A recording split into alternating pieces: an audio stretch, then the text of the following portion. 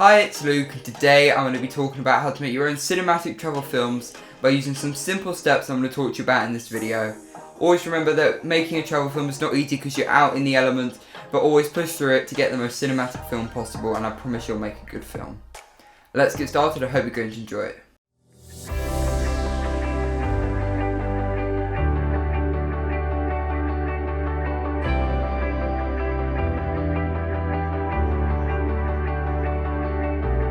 So now I'm going to get the opening drone shot to my film. Why I'm doing this is because of this amazing landscape. It's really going to start my film with a really good opening cinematic shot, which is what you want to get your viewers to stay. Let's do that now.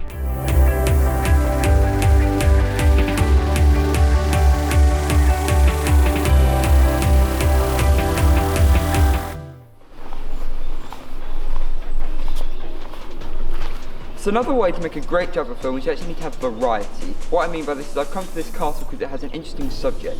As if I just film landscapes, it won't be very interesting. So I definitely recommend you actually go to a location to get interesting shots. Let's start filming.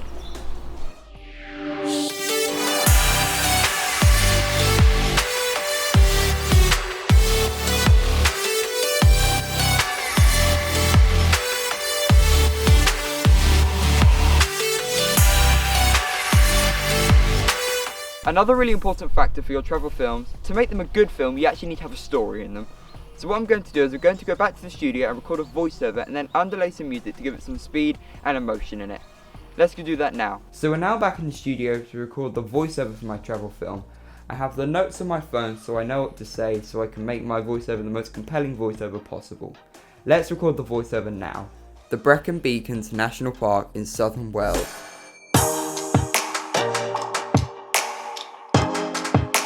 And now I'm going to film the outro for my travel film. If you want to explore a diverse landscape, go to the Brecon Beacons. And there we are, we have now filmed our voiceover for our documentary film.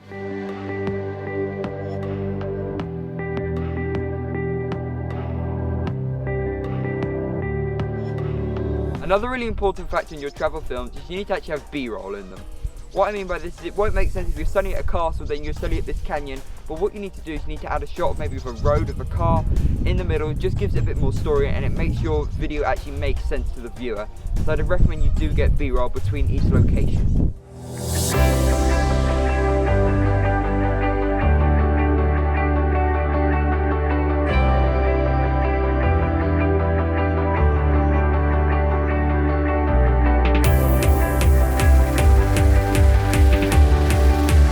The best way to finish your travel film is by actually getting an amazing ending shot that really will make the viewer want to watch it again. For example, I've come to this amazing quarry here because the quarry looks so cool and we're using a drone shot to finish my film. Let's go do that now.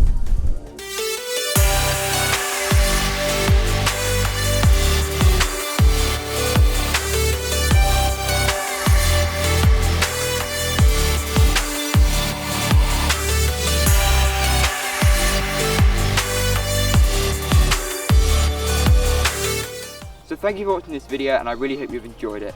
If you have, do let me know in the comments below, and if you want to see how I made my travel films using these steps in the Brecon Beacons, please go to the link below. Thank you for watching and make sure you like and subscribe.